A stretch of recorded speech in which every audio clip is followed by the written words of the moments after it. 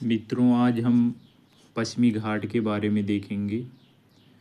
पश्चिमी घाट का एक नाम सह्याद्री भी है और इस पश्चिमी घाट को ब्लाक पर्वत के नाम से भी जाना जाता है। तो अब सबसे पहले देखेंगे कि ये ब्लाक पर्वत होता क्या है। पहले ये सब देख लेते हैं, फिर देखेंगे कितने राज्यों में विस्तार इसका है, पर्वत चोटियाँ क्या हैं, ये सब देखा जाएगा। तो पश्चिमी घाट, जिसको सह्याद्री के नाम से जाना जाता है, उसको ब्लाक पर्वत भी कहते हैं। तो इसको ब्लाक पर्वत क्यों कहते हैं? देखिए, मैंने एक चित्र बनाया हुआ है बीच में ये रेड कलर में, और यहाँ पर एक स्तंभ बनाया हुआ है। तो ये ब्लाक पर्वत इस आधार पर है। ब्लाक पर्वत तब निर्मित होता है जैसे बीच में मैंने लाल कलर का एक स्तंभ बनाया हुआ है, और लाल कलर के स्तंभ के दोनों किनारे पर देखिए भ्रंश है। यहाँ पर एक भ्रंश है, एक भ्रंश यहाँ पर है। तो किसी स्तंभ का भाग स्थिर रहे और दोनों भ्रंश के किनारे के भाग अवतलित होकर नीचे की तरफ बैठ जाएं, तो वहाँ पर ब्लाक पर्वत का निर्माण होता है। यानी बीच का भाग यथावत बना रहे। देखिए, बीच का भाग यथावत बना रहता है और वो भ्रंश के किनारे के दोनों भाग अवतलित होकर नीचे की तरफ बैठ जाते हैं, तो वहाँ पर ब्लाक पर्वत का निर्माण होता है। ठीक है। यहाँ पर हम देखेंगे कि ये जो हमारा पश्चिमी घाट है, जिसको सह्याद्री के नाम से भी जाना जाता है, तो इसके निर्माण में भी यही प्रक्रिया हुई है। इसमें इसके पश्चिमी भाग पर अरब सागर है। ठीक है, यहाँ पर देखेंगे ये अरब सागर है, और पूर्वी किनारे पर भी इसका ढाल मंद है। यहाँ पर देखेंगे कि ये अवतलित हुआ है, ये अरब सागर वाला भाग है, ये अवतलित हुआ है, इसीलिए इसका पश्चिमी वाला ढाल तीव्र है। पूरब की दिशा में भी हुआ है, लेकिन उतना अवतलन नहीं हुआ है, इसलिए इसका ढाल मंद है। तो ये पश्चिमी घाट एक ब्लाक पर्वत है, और ब्लाक पर्वत की कुछ विशेषताएं भी होती हैं। जैसे इसका ढाल तीव्र होता है, तो इसका भी ढाल तीव्र है। ठीक है। अब देखिए, यहाँ पर भ्रंश के किनारे मैंने बताया कि ये बीच वाला भाग यथावत बना रहे। ये देखिए यथावत बना रहे और दोनों की तरफ अवतलित हुआ है, तो ये भ्रंश के सहारे अवतलन हुआ है, इसलिए इसको भ्रंश कगार भी कहते हैं। तो पश्चिमी घाट को सह्याद्री के नाम से भी जाना जाता है, और ब्लाक पर्वत भी कहा जाता है, और इसको भ्रंश कगार भी कहा जाता है, क्योंकि ये भ्रंश के सहारे निर्मित हुआ है। ठीक है। ये तीन चार नाम जो मैंने बताया, इसको आप कन्फ्यूजन मत होइएगा, सब एक ही हैं। अलग अलग चश्मे से जब हम देखते हैं इसको, अलग अलग तरीके से जब अध्ययन करते हैं, तो अलग अलग नाम निकल कर आते हैं। ठीक है। अब देखेंगे कि पश्चिमी घाट, ये जो हमारा पश्चिमी घाट है, इसकी मार्फोलॉजी क्या है। मतलब इसका जो निर्माण हुआ है, उसके जो चट्टान निर्मित हुए हैं, वो किस प्रकार के चट्टानों से उसका निर्माण हुआ है। यहाँ पर देखेंगे कि ये पश्चिमी घाट है। अब पश्चिमी घाट का उत्तरी साइड यहाँ पर ये यद्यपि ये हमारा प्रायद्वीपीय भाग जो है गोंडवाना लैंड का भाग है, और इसका निर्माण बहुत पहले हो चुका था, और ये शिफ्ट होकर, देखिए यहाँ से ऐसे शिफ्ट होकर ये आया है। पहले ये हमारा प्रायद्वीपीय भाग है, देखेंगे यहाँ पर, तो अफ्रीका जो मेडागास्कर वाला रीजन है, फिर यहाँ पर देखिएगा ऑस्ट्रेलिया है। तो ये सब मिले हुए थे आपस में, लेकिन विखंडन होने के कारण इसका मूवमेंट हुआ उत्तरी दिशा में शिफ्ट होकर आए हैं। तो ये हमारा प्रायद्वीपीय भाग बहुत पहले निर्मित हो चुका था। ठीक है। इसलिए इसकी संरचनाएं भी बहुत ही प्राचीन हैं। ठीक है। अब इसी संरचनाओं पर, ये जो हमारा पश्चिमी घाट है, इसी पर दक्कन क्रिटेशियस काल में दरारी उद्भेदन हुआ। दरारी उद्भेदन के कारण जो लावा निकला, लावा से लावा का निक्षेप यहाँ पर जमा हुआ, इसी से दक्कन ट्रैप बना। ट्रैप का अर्थ होता है कि एक लेयर के बाद दूसरी लेयर, फिर तीसरी लेयर, चौथी लेयर। तो जब ज्वालामुखी की क्रिया यहाँ पर घटित हुई, उसके बाद वहाँ से जो लावा निकला वो लेयर बाय लेयर जमा हुआ। लेयर बाय लेयर जमा होने के कारण दक्कन ट्रैप का निर्माण हुआ। तो यहाँ की जो मिट्टी है वो बसाल्ट है, बसाल्ट का जमा हुआ, और बसाल्ट के अपक्षय और अपरदन से यहाँ की मिट्टी क्या बनी, काली मिट्टी बनी। तो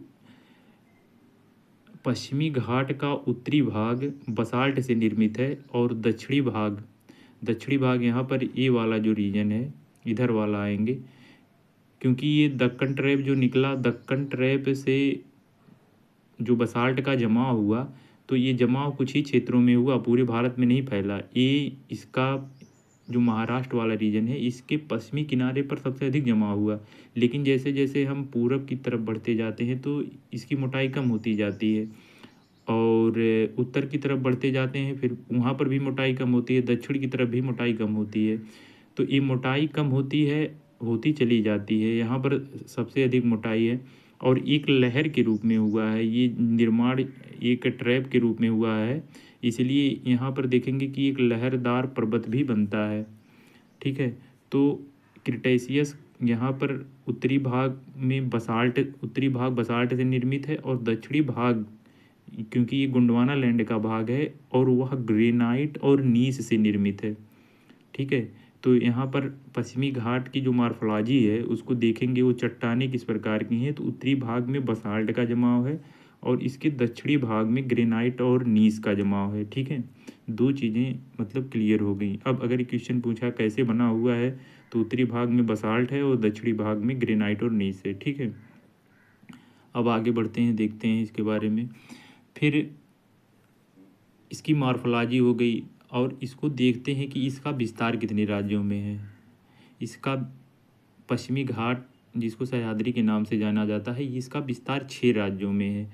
यहाँ से उत्तरी भाग में ताप्ती नदी से और दक्षिणी भाग में कन्याकुमारी तक 6 राज्यों में यह विस्तारित है। ये क्वेश्चन उत्तर प्रदेश लोक सेवा आयोग और संघ लोक सेवा आयोग दोनों ने पूछ चुका है कि ये कितने राज्यों में इसका विस्तार है। तो देखिए 6 राज्यों में है। यहाँ पर सबसे पहले ताप्ती नदी मतलब ये गुजरात है, गुजरात के नीचे फिर महाराष्ट्र है, फिर महाराष्ट्र का है गोवा है, फिर यहाँ पर गोवा के नीचे कर्नाटक है, केरल है और तमिलनाडु है। तो ये 6 राज्यों में इसका विस्तार है। ठीक है, और इसकी औसत ऊंचाई कितनी है पश्चिमी घाट की? ये पश्चिमी घाट की औसत ऊंचाई 1200 मीटर है। ठीक है, अब किताबों में अलग अलग तरीके से इसका डिवीज़न किया गया है कि पश्चिमी घाट को कहीं कहीं पर 2 भागों में बांटा गया है, कहीं कहीं पर 3 भागों में बांटा गया है। इसको मैंने 3 भागों में बांटा हुआ है। ठीक है, तो इसका विभाजन देखिए, उत्तरी सह्याद्री, मध्य सह्याद्री और दक्षिणी सह्याद्री, इसको 3 भागों में विभाजित किया गया है। उत्तरी सह्याद्री का विस्तार जो है ताप्ती नदी से गोवा तक है। यहाँ पर ताप्ती नदी है और देखिए यहाँ 16 डिग्री अक्षांश मैंने बनाया हुआ है, तो ताप्ती से गोवा तक को उत्तरी सह्याद्री कहते हैं। ठीक है, और इसकी सबसे ऊंची चोटी कालसू बाई है। ठीक है, यहाँ पर उत्तरी सह्याद्री की सबसे ऊंची चोटी कालसू बाई है और इसकी ऊंचाई 1646 मीटर है। फिर मध्य सह्याद्री का विस्तार 16 डिग्री अक्षांश से लेकर नीलगिरी पर्वत तक है। देखिए यहाँ पर 16 डिग्री अक्षांश है और यहाँ पर नीलगिरी पर्वत है, तो यहाँ से यहाँ तक 16 डिग्री से लेकर नीलगिरी पर्वत तक मध्य सह्याद्री है, और इसकी सबसे ऊंची चोटी कुद्रेमुख है। ठीक है, और कुद्रेमुख की ऊंचाई जो है 1895 मीटर है। फिर नीलगिरी से कन्याकुमारी तक, देखिए यहाँ नीलगिरी यहाँ पर है और यहाँ कन्याकुमारी है, तो नीलगिरी से कन्याकुमारी तक को दक्षिणी सह्याद्री कहते हैं, और इसकी सबसे ऊंची चोटी कौन सी है? अनाईमुडी है, अन्नामलाई की चोटी है अनाईमुडी, और इसकी ऊंचाई है 2695 मीटर। ठीक है, ये पश्चिमी घाट की सबसे ऊंची चोटी भी है। अब ये क्वेश्चन बहुत ही महत्वपूर्ण है, बहुत बार एग्जामों में पूछ चुका है कि पश्चिमी घाट की सबसे ऊंची चोटी कौन सी है, तो वो अनाईमुडी है। अनाईमुडी अन्नामलाई की सबसे पीक चोटी है। ठीक है, अब यहाँ पर हम देख लिए इसका विस्तार, मतलब देख लिए इसका विस्तार है, इसका विभाजन देख लिए। एक क्वेश्चन जो और बहुत ही महत्वपूर्ण है, ये यहाँ पर पश्चिमी घाट की कुछ चोटियाँ हैं और उनका क्रम पूछता है उत्तर से दक्षिण की तरफ क्या है। तो सबसे उत्तरी साइड में देखिए यहाँ पर सलहर है, सलहर के नीचे कालथूबाई है, फिर इसके नीचे हरिश्चंद्रगढ़ है, ठीक है। फिर महाबालेश्वर है। महाबालेश्वर की विशेषता यह 1438 मीटर इसकी ऊंचाई है। इसकी विशेषता यह है कि यहाँ से कृष्णा नदी निकली है, ठीक है। महाबालेश्वर, फिर यहाँ पर देखेंगे उसके नीचे महाबालेश्वर के नीचे कुद्रेमुख है, कुद्रेमुख के नीचे पुष्पगिरी है। पुष्पगिरी की सबसे बड़ी विशेषता ये है कि यहाँ से ही कावेरी नदी निकली है, ठीक है। फिर उसके नीचे पुष्पगिरी के नीचे नीलगिरी घाट है, ठीक है। नीलगिरी घाट के नीचे फिर अन्नामलाई है, फिर कार्डमम है, फिर इसके नीचे अगस्थामलाई है, फिर नागरकोयल है, फिर यहाँ पर महेंद्रगिरी है। महेंद्रगिरी पर्वत एक उड़ीसा में भी है जो पूर्वी घाट का भाग है, लेकिन एक महेंद्रगिरी पर्वत पश्चिमी घाट में भी है, ठीक है। इसको उससे कन्फ्यूजन मत होइएगा कि वो वहाँ पर उड़ीसा वाला है ये, ठीक है। अब यहाँ पर हम देख चुके हैं कि जैसे इसका उत्तर से दक्षिण की तरफ चोटियों का क्रम, और ये इसको याद रख लीजिएगा क्योंकि वो बहुत ही महत्वपूर्ण है, ठीक है। अब अब देखते हैं आगे इसके बारे में, ठीक है। देखिए ये पश्चिमी घाट है, यहाँ से पश्चिमी घाट है, फिर यहाँ से आ रहा है पूर्वी घाट। पश्चिमी घाट और पूर्वी घाट आकर मिलते हैं नीलगिरी पर्वत पर। इसको नीलगिरी गांठ भी कहा जाता है, नीलगिरी गांठ या नाट के नाम से जाना जाता है, ठीक है। नाट जो टाई वाली होती है, देखिए यहाँ पर जैसे टाई की एक स्टिप इधर है, एक स्टिप इधर बन रही है, तो फिर ये नीचे वाला भाग जो बना होता है वो है, ठीक है। तो ये यहाँ पर नीलगिरी की गांठ है जहाँ पर पूर्वी घाट और पश्चिमी घाट आकर मिलते हैं, ठीक है। और नीलगिरी की सबसे ऊंची चोटी जो है वो है दोदा बेटा। देखिए नीलगिरी गांठ है और इसकी नीलगिरी गांठ के सबसे पीक पॉइंट या सबसे ऊंची चोटी है दोदा बेटा है। फिर नीलगिरी के नीचे अन्नामलाई पर्वत है, फिर कार्डमम है, फिर नागरकोयल है, फिर मैंने देखिए इसके लिए मैंने कोड बनाया हुआ है। यहाँ पर बड़ा कन्फ्यूजन हो रहा होगा कि ये पर्वत चोटियों को लेके, तो इसको याद रखने के लिए मैंने कोड बनाया हुआ है दोदा अन्ना काना, ठीक है। दोदा अन्ना काना, दोदा का मतलब दोदा बेटा सबसे ऊपर है, फिर उसके नीचे है अन्नामलाई है, फिर काना का मतलब का से है कार्डमम हिल है, उसके नीचे नागरकोयल है, ठीक है। ये चार चोटियाँ आप क्रम पूछा हुआ बहुत बार एग्जामों में पूछा हुआ, आप एग्जाम देख लीजिए, पीसीएस का देख लीजिए, संघ लोक सेवा आयोग का देख लीजिए, सब ये क्रम पूछा हुआ है। 2005, 7, 12, 15 आप देख लीजिएगा, कम से कम बहुत क्वेश्चन पूछे हुए हैं। तो इसको ये याद रख लिए दोदा अन्ना काना, ठीक है। इससे आपका क्वेश्चन आराम से निकल जाएगा। तो नीलगिरी की सबसे ऊंची चोटी कौन सी हो गई? दोदा बेटा। फिर अन्नामलाई की सबसे ऊंची चोटी कौन सी है? अनाईमुडी, ठीक है। अन्नामलाई की सबसे ऊंची चोटी है अनाईमुडी, और अनाईमुडी इस पश्चिमी घाट की सबसे ऊंची चोटी है। तो यहाँ पर हम देखेंगे नीलगिरी और अन्नामलाई के बीच में एक पाल घाट दर्रा है। पाल घाट दर्रा पूछा हुआ है बार बार एग्जामों में, किन दो पहाड़ियों के मध्य स्थित है? नीलगिरी और अन्नामलाई के बीच, या दोदा बेटा या अन्नामलाई के बीच, ठीक है। पाल घाट दर्रा है। यहाँ पर घाट का मतलब पर्वत है, घाट का मतलब नहाने वाला घाट नहीं है, और दर्रा वो होता है, वो सकरा मार्ग होता है जो दो स्थलीय भागों को जोड़ता है, ठीक है। इससे हम आने जाने में हमको सुविधा होती है। तो ये किन स्थानों को जोड़ता है? देखिए पाल घाट दर्रा नीलगिरी और अन्नामलाई पहाड़ी के मध्य स्थित है। यह पलक्कड़ या कोच्चि को कोयम्बटूर से जोड़ता है, कोच्चि को कोयम्बटूर से जोड़ता है, और इसी के कोच्चि से जब आगे बढ़ेंगे तो पलक्कड़ पड़ता है, ठीक है। इसको कोच्चि को कोयम्बटूर से जोड़ता है, और यह नीलगिरी और अन्नामलाई पहाड़ी के मध्य स्थित है। तो ये पालघाट दर्रा हो गया। और दूसरा दर्रा आएंगे यहाँ पर हम देखेंगे, जो एक मैंने बताया था काना, काना का मतलब कार्डमम हिल और नागरकोयल के बीच में सेनिकोट दर्रा है। सेनिकोट दर्रा किन के बीच में स्थित है? तो देखिए यहाँ पर सेनिकोट दर्रा है, यह कार्डमम और नागरकोयल के मध्य स्थित है। ठीक है, सिनुकोट दर्रा। यह जोड़ता किसको है? तिरुवनंतपुरम। तिरुवनंतपुरम केरल में है और मदुरई तमिलनाडु में है। तो यह तिरुवनंतपुरम को मदुरई से जोड़ता है सिनुकोट दर्रा। ठीक है, तो पश्चिमी घाट है एक, और यहाँ पर देखेंगे एक थाल घाट है और यहाँ पर भोर घाट है। तो मुंबई और नागपुर वाला जो रीजन है, थाना, थाना याद कर लीजिए, थाना। ठीक है, थाल घाट और नागपुर को जो जोड़ता है उसको थाल, यहाँ पर देखिए मुंबई है और यहाँ पर है नागपुर। तो मुंबई और नागपुर को जो जोड़ रहा है उसको थाल घाट कहते हैं, और मुंबई और पुणे को जो जोड़ता है उसको भोर घाट कहते हैं। ठीक है, तो यहाँ पर थाल घाट, भोर घाट हो गया, फिर यहाँ पर पाल घाट हो गया और सिनुकोट दर्रा हो गया। घाट घाट शब्द यूज हो रहा है। घाट यहाँ पर्वत को संदर्भित करता है, ना कि नहाने वाले घाट को। कन्फ्यूजन मत होइएगा इससे। ठीक है, अब हमने घाट के बारे में देख लिया, पर्वत चोटियों का क्रम देख लिया। ठीक है, अब देखिए इसके बारे में क्वेश्चन पूछा जाता है कि कुछ इसकी पर्वत चोटियां हैं जो बहुत ही स्पेसिफिक हैं, इसके बारे में बार बार एग्जाम में पूछा जाता है, तो थोड़ा उसके अंदर जाकर हम अध्ययन करते हैं। जैसे यहाँ पर देखेंगे कार्डमम हिल। कार्डमम हिल, कार्डमम एक इंग्लिश टर्म है, इसका अर्थ होता है इलायची।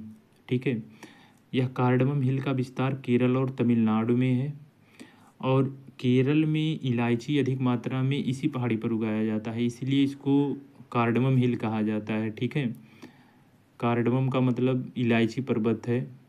इलायची का तत्सम रूप होता है एला। ठीक है, इसलिए इसको एला पर्वत भी कहा जाता है। कार्डमम को एला पर्वत भी कहा जाता है।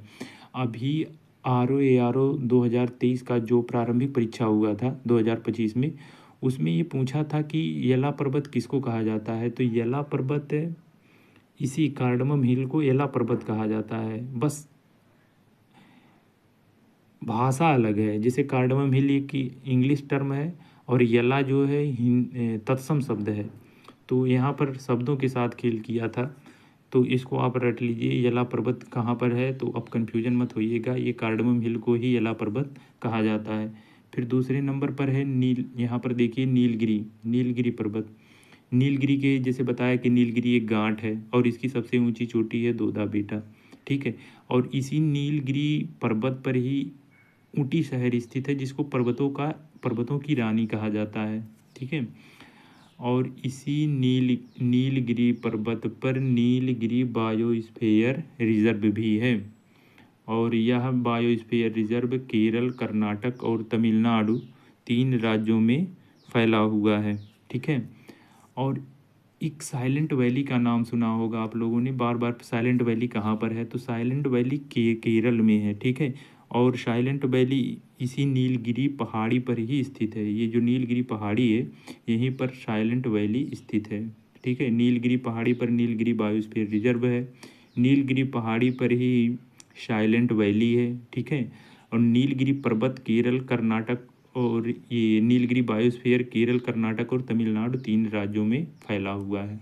ठीक है, नीलगिरी के नीचे जब आएंगे तो देखेंगे वहाँ पर अन्नामलाई पर्वत है। अन्नामलाई पर्वत की सबसे ऊंची चोटी है अनाईमुडी। ठीक है, और इसी के पास में एराविकुलम राष्ट्रीय उद्यान है, जो कि एराविकुलम राष्ट्रीय उद्यान केरल राज्य में स्थित है। और यहाँ पर एराविकुलम राष्ट्रीय उद्यान में सबसे अधिक मात्रा में नीलगिरी ताहर पाए जाते हैं। नीलगिरी ताहर एक प्रकार की कह सकते हो पर्वतीय भेड़ होते हैं, बकरी होते हैं, पर्वतीय बकरी नीलगिरी ताहर को समझिए। ठीक है, तो सबसे अधिक मात्रा में एराविकुलम राष्ट्रीय उद्यान केरल में पाए जाते हैं। ठीक है, अब ये इसकी विशेषताएं हो गई, जैसे अन्नामलाई है, नीलगिरी है, कार्डमम है और नीलगिरी, ये सब देख लिया हमने। अब इसमें कुछ छूटा नहीं है। ठीक है, अब इसको जो है एक बार मैं फिर से बता दे रहा हूँ कि जब 2 भ्रंशों के बीच का भाग यथावत बना रहे तथा किनारे का स्तंभ नीचे धंस जाए तो वहाँ पर ब्लाक पर्वत का निर्माण होता है। यहाँ पर देखिए मैंने बताया था ब्लाक पर्वत यहीं से शुरुआत किया था। तो पश्चिमी घाट जिसको सह्याद्री के नाम से जाना जाता है, इसको ब्लाक पर्वत भी कहा जाता है, इसको भ्रंश कगार भी कहा जाता है। ठीक है, अब यह 6 राज्यों में विस्तारित है। इसकी औसत ऊंचाई 1200 मीटर है। उत्तरी भाग में बसाल्ट से निर्मित है, ठीक है। दक्षिणी भाग पर यह ग्रेनाइट और नीस से निर्मित है। और पश्चिमी घाट को 3 भागों में बांटा गया है। उत्तरी सह्याद्री है, फिर मध्य सह्याद्री है, फिर दक्षिणी सह्याद्री है। उत्तरी सह्याद्री कालसुबाई, कुद्रेमुख, मध्य सह्याद्री की, दक्षिणी सह्याद्री की अनाईमुडाई। अनाईमुडी जो है पूरे पश्चिमी घाट की सबसे ऊंची चोटी है। फिर हमने देखा कि दो दाना काना बताया। फिर कार्डमम हिल है, क्यों कहा जाता है कार्डमम हिल को एला पर्वत भी कहा जा रहा है। नीलगिरी है, सबसे ऊंची चोटी दो बेटा है। अनाईमुडी है, फिर नीलगिरी बायोस्फीयर रिजर्व है, एराविकुलम राष्ट्रीय उद्यान, सब बताया गया है। इसको आप रट लीजिए जितना बताया गया है, बहुत ही महत्वपूर्ण है। मित्रों, लाइक और सब्सक्राइब भी कर दीजिएगा अगर आपको लगे कि मेरे अंदर थोड़ा भी इसको पढ़ने के बाद ज्ञानवर्धन हो रहा है तो। धन्यवाद।